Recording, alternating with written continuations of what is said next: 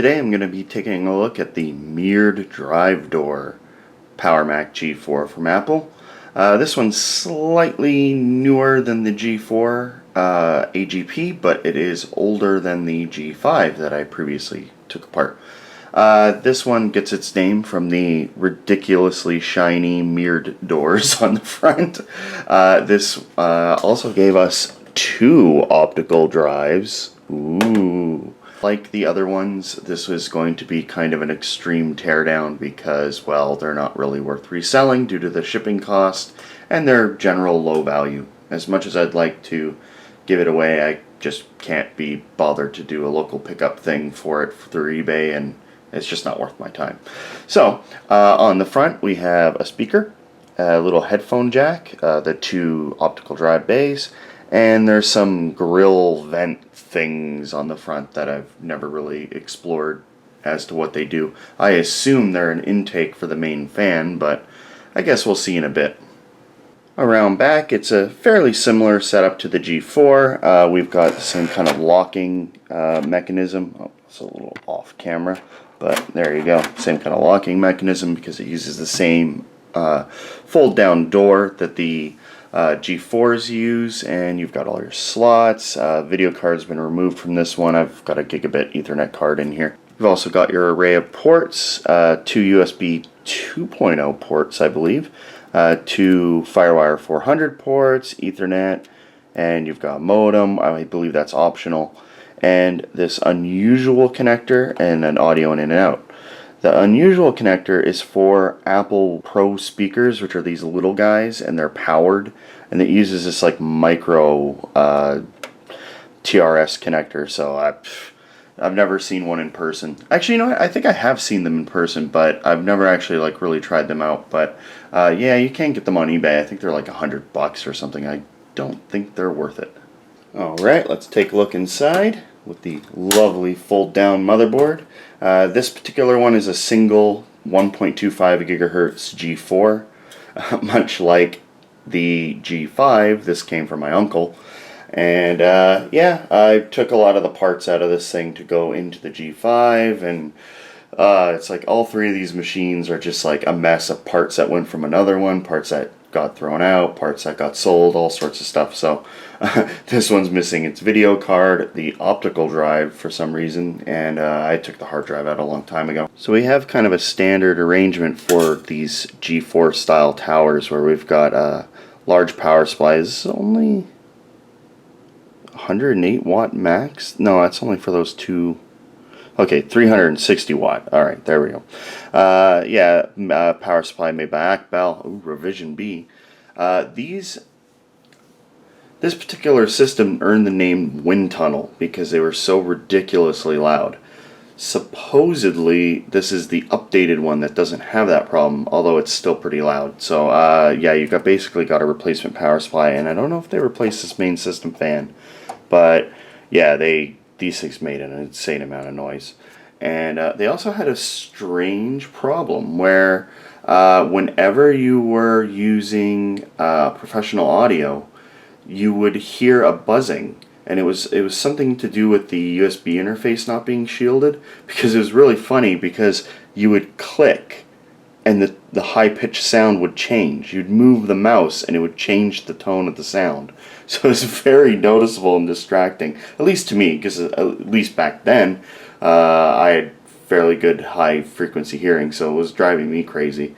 But yeah, so I don't think they even fixed that. And then even in the G5s, I think they had a similar problem. So I'm not sure if that kind of problem ever got fixed until the Mac Pros.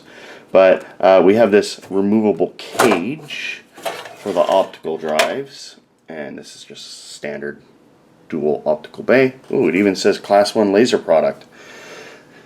Better stay away from that metal cage. It's full of lasers apparently.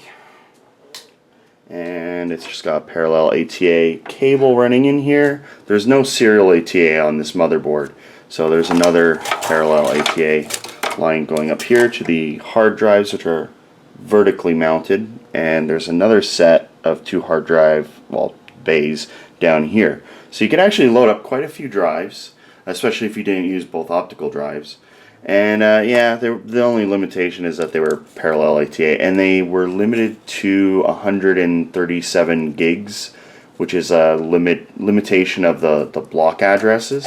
And I believe you could get a software driver that would enable the large drives, but you know, the idea of using a large drive software driver from a third party scares the living crap out of me. Do you really want some company making a thing that's directly accessing your drive like that, and then who knows, you do a software update and it breaks it? Jeez, no thanks. But I can't remember if I actually had to use it or not. I think I might have bought a 200 gig drive, and I think I had to use it now that I think about it. But I'm sure it wasn't great. So, moving along to the motherboard. This particular system finally gave Apple products DDR memory. This is, oh, it's upside down. Some PC 2700 DDR, 512 megs. I think I had 2 gigs in here. Another 512. Another 512. Oh, it's a 256, so 1.75 gigs. Not too bad. And that will go to the giant pile of DDR memory I never use. 4 PCI slots, they're all 64-bit. And one of these has my network card in it. And there's also an AGP slot for video, which doesn't have a card in it at the moment. Because this is a very large design, I'm going to take out the motherboard and we'll start looking at the individual parts, because it's just too big to get all in one shot, and it's taking up my whole desk. After a whole bunch of giant Torx screws, well, I think they're technically hex nuts, but I was using a Torx driver because I have a nice T-handle one from Ouya, which was giving me enough torque to really crank down on these stupid things. Because, yeah, the little bits I have that are for hex drivers, I have one that's just slightly off. Maybe it's a metric imperial difference or something. I don't know. But yeah, so my screwdriver or drill was just stripping a couple of these. So I'm just like, I'll get the manual Torx driver, and it worked fine.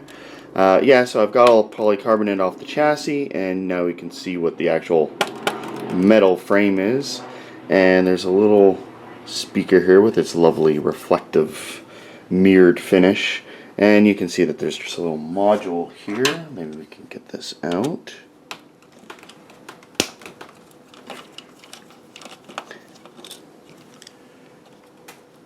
Is that all that's holding it in? Nah, it's probably got a clip or something in there. Oh well, we'll get to that in a minute. But as we move around the chassis, you can see that there's a Wi-Fi antenna and a little splitter board, very similar to the G5 and the G4. Or no, sorry, just the G4, because the G5 has external antennas. I don't think this made an appearance on the G4, but there's foam here, I guess to help with vibration or just general airflow. And much like the G4, it was freaking filthy inside once you got these panels off. And it's dusty on top, but you know, what are you gonna do? This is the front of the case with its lovely mirrored finish. Hello. And yeah, it's just got a power button, and you know, these are just sprung with little springs on the side. Nothing too interesting, although you can pop this out. I guess it's just to swap it if it gets broken or something. But there's also the little grill for the speaker. Not too bad. Alright, get rid of those.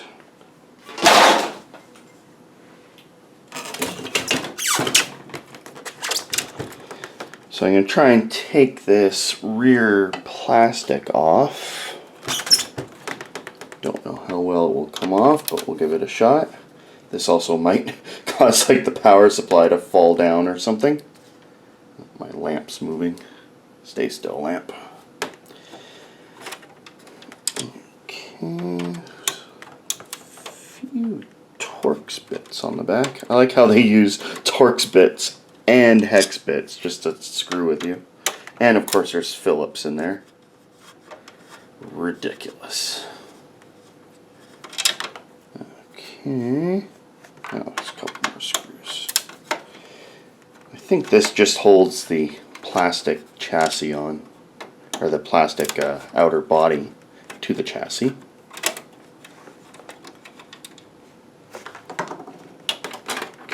Okay. Well, the locking mechanism is holding it on for now, and I think it's clipped. Yeah. Alright, so yeah, that does a lot of good. And this one, I think it's clipped right here. Oh well, we'll get to this at the end. Or you know what? Hang on.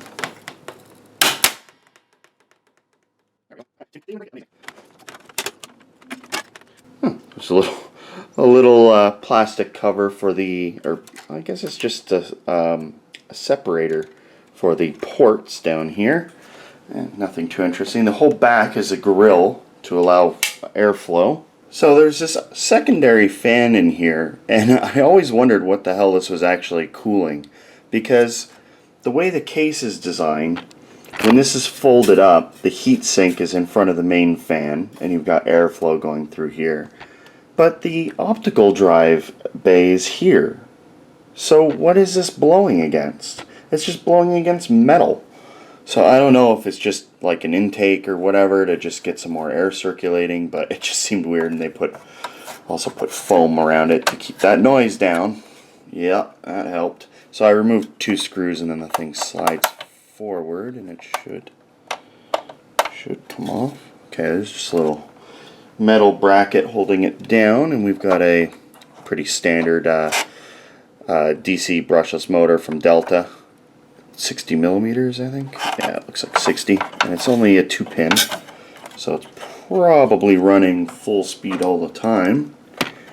Oh, whacking the camera. Oh, this one's really on here. There we go. Alright, with much of the components, such as the motherboard, removed, we can start taking a look at the other stuff, such as this gigantic fan, which is actually only 120 millimeter. It's just very thick. It's a much thicker fan than usual.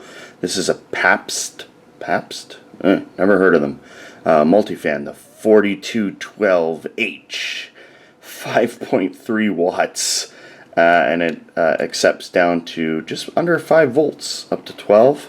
And according to its data sheet, it produces 49 decibels. So that could explain some of the noise. It's a 3400 RPM fan. Yeah, I might hang on to it just because it looks ridiculously powerful, and might play around with that. But yeah, it actually just pops out, and oh yeah, and it also had a grill on it to make it look all fancy. Yeah, it just pops out of right here, and you know, I've been trying to take out all these parallel ATA cables, and it's kind of a mess. So I'm trying to just get it down to the bare chassis so I can just recycle the metal. Moving along, we have the genuine Apple gigabit Ethernet card I picked up a long time ago on eBay for something outrageous like $60. This is Broadcom based, as are most Apple Ethernet devices, including the newer Thunderbolt adapters. Apple just uses Broadcom. I like Broadcom so far. I haven't had any problems with them. They seem pretty reliable. Way better than Realtek. Ugh. Anyway, yeah, this is a 64-bit PCI slot card, and it, I believe it functions in a 32-bit. I don't know if you get the full gigabit bandwidth, but yeah, a couple activity lights, and that's about it. Now it's amazing how many parts are on this thing. I mean, a newer card is simply just the chip and maybe an EEPROM. This is the speaker module with its little reflective dome on it. Hello. And yeah, 2-wire lead as you'd expect. It's in this like plastic sound chamber. Ugh. Let's see if we can get this open anymore. It's glued shut. Fairly tough. I don't see any screws on it, so it must just be.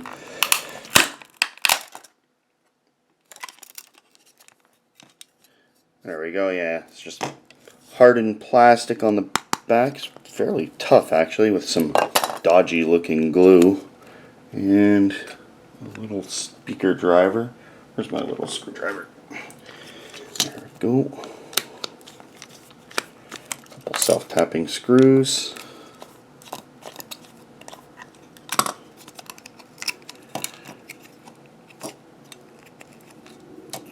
There's a little driver. Nothing written on it. Usually stuff's written on it, like how many ohms it is. Let me see if I can just break this down even more.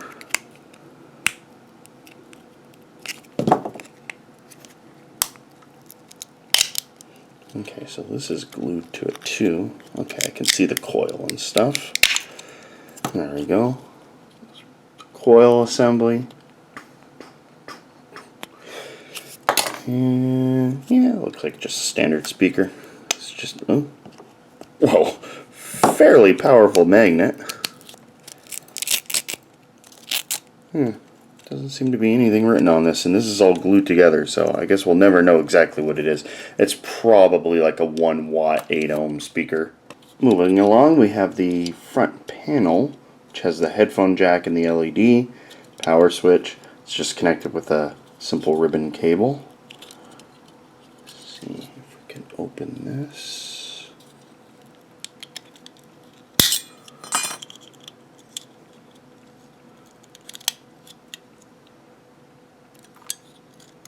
Preferably without cutting open my hand. Okay. There we go. Just looks like it's a 7.4 series chip. Oh, no, I'm not sure what that is. That might be a little microcontroller handling the blinking. Oh, you know what? It could be like an amp or something. I don't know. It has a lot of pins. Let me look that up. It is actually a microcontroller, P87LPC 762BD. It's made by NXP now. I mean, this is Philips branded. But yeah, it's a 80C51 CPU, and you know, one-time programmable, nothing too special. A whole 128 bytes of ROM. Oh yeah. And what else oh, it looks like there's a spot here for another switch. Now, this one you can see is power. This is a NMI switch, which is a non-maskable interrupt. Basically, this is the programmer's button that existed on older Macs, and I guess they chose not to put it on it. It does appear on the G4 AGP graphics, but yeah, this is to drop into the debugger, and there is a reset switch too that wasn't implemented. This is probably all controlled by the microcontroller, and yeah, there's just a headphone jack on it too. Moving along, what can we look at next? Let's look at the CPU. So this is the CPU board. This is actually a removable module, and there's this funky little bracket thing. Where does this go? Where was this thing? Was it here? I can't remember now. Oh no, I think it was over here. Anyway, yeah, it's just like a clamp type arrangement with this piece of metal in here that like pops out or something. Anyway, so you've got the 1.25 gigahertz G4 chip with the plastic cover on it to just make it even, and it's a spacer basically. And yeah, take that off later. And just voltage regulators and big chokes for the power delivery system for the CPU. This board, oh yeah, and there's also the, I guess it's the level 3 cache? Must be the level 3 cache. That's interesting. These are actually the plastic carrier ones with the PCB. You can see there's actually a little PCB under there. Yeah, it uses the same kind of high density connector that they use on the other boards. And yeah, just basically a voltage regulator module with a CPU. And this is interchangeable. There was a dual CPU one. There's also the heatsink, which is lovely machined aluminum, not as nice as copper.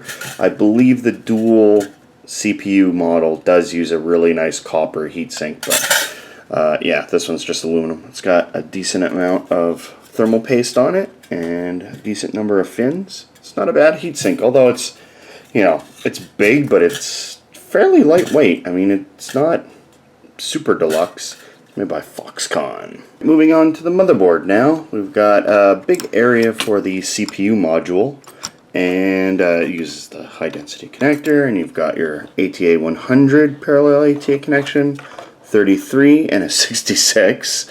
The 33 was for the optical bays, 66 was for the extra drives, and you'd use the 100 for your first 2 hard drives.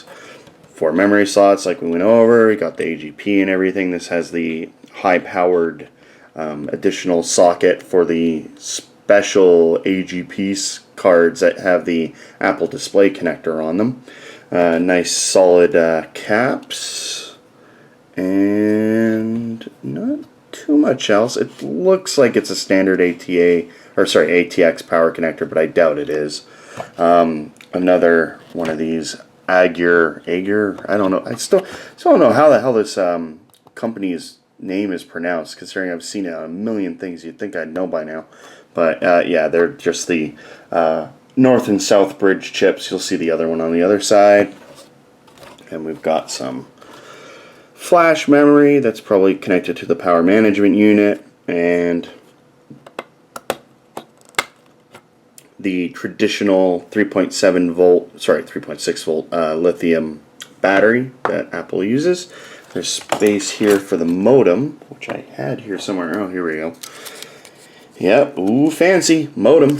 Anyway, yeah, it just plugs in here, and it's just a standard modem like all of their other ones. Not too interesting, with the little low profile transformer and everything. Yeah, nothing too special. Just their kind of standard modem. It also has the, where is it? I've got it here. There's also the interchangeable module that I've gone over before that connects to the modem, and then this gives you your region-specific connector, you know, to fulfill whatever connection requirements they have in whatever country they happen to be selling this in. So let's go around to the back. You've got the giant controller chip here, custom made by Apple, 2002. Same thing made by Agur Systems, whatever. And you know, just the usual stuff, power. And one noticeable thing down here is this TA 2024 part made by TriPath, which is actually a Class T 15-watt stereo amplifier chip. Now, this must be for this funky mini connector. The speakers must be amplified on board.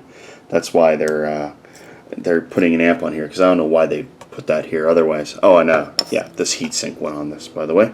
Yeah, so if we look on the other side of the board there, they do actually have a heatsink bolted through the board to the IC, the audio driver. Let me just take the screws off of that. Maybe we can see if there's how they're coupling it. Is it being coupled through the PC board? Is it being coupled through the PCB, or is it being coupled through like some metal plate or something? I wonder how efficient this is. Okay, so what they've done is on the other side, the IC has a metal block in the center of it. And what they've done is they've soldered it directly to some bare PCB, and then they've also done the bare copper, and then they've tinned it when it got soldered. And then they put a heatsink on the other side and did the same thing. So it makes relatively good thermal contact. I mean, it's still going through a PCB, and they don't have any thermal paste on this, but yeah, 15 watt amp. I don't know how much. I mean, Class T is fairly efficient. So it probably doesn't make that much heat. That's probably more than enough to actually run a pair of speakers. But yeah, and this board also has the grounding arrangement where, let me see if there's a little piece of metal. Yeah, the case slides in and then makes good contact. Oh, I should also mention this piece. This is a metal clamp that was hooked up to the heatsink. And what this thing's doing is it was basically clamping the whole motherboard in place. Like, once you removed this, pretty much the whole motherboard just pulled out. I mean, there was one other screw, but this was holding it to where like all the USB ports and everything are. So it's kind of funny that it's just being held in by this. It looks like it's an afterthought, that piece of metal. And yeah, here's all the bypassing and stuff, and you can see that there's some test connectors here, unlabeled, just J25, and probably some programming pins, more optional connectors here, possibly for fans that they didn't use. And I don't see, oh, there's some components here they didn't decide to populate. I'm not sure what used to go there. Maybe something to do with like a local modem design. This connector goes out to the little fan, so it could be something to do with PWM for it. There's also the modified PC card or PCMCIA connector for the airport card that isn't installed on this model, or at least I took it out. I don't remember it. I don't think this one came with it actually, but yeah, there's just more power stuff over here. A lot of corrosion and dirt on a lot of these connectors. I don't know if that's, you know, my fault or what. Oh, there's a large BGA package here that wasn't populated. I wonder what this is for. As far as I know, you can just swap out the single CPU with a dual CPU one and it works, so I don't think this has anything to do with it being a dual CPU system. There are these huge fuses everywhere. Quite a few of them on the board, like 6 or 7. And we've got the rubber spacers. Oh, sorry, bumpers on this thing to keep the board from sagging down in the middle, because this uses the same design where you slide the board forward and it releases it. So yeah, pretty standard motherboard. It looks very similar to the G4, just a bit more modern. I've just cracked open this power supply and already I can see there's tons of dirt in here. So this is probably going to be very brief into this power supply, just so I can get rid of this damn thing. I got a little sliding cover on here with some foam for some reason. I don't know why there's foam on this thing. That seems really weird. Must just be insulating it, but usually they don't use foam. I don't know, maybe this foam is just generally unreliable, but I very rarely see foam in a power supply. Don't know why they use that. And we've got 2 big heat sinks. What appears to be a big bridge rectifier. Is that the bridge rectifier? It looks like it. With 2 big copper L-shaped heat sinks on it. Appears to be power factor corrected. With, oh god, look at big tumbleweeds of dirt. And not great caps on the digital board. I've seen that. I don't remember the name of this one, but they're not very good. Let me see what these big caps are on the board are. Oh, KMG series. Very, very nice. 450 volt, 100 microfarad. Not bad.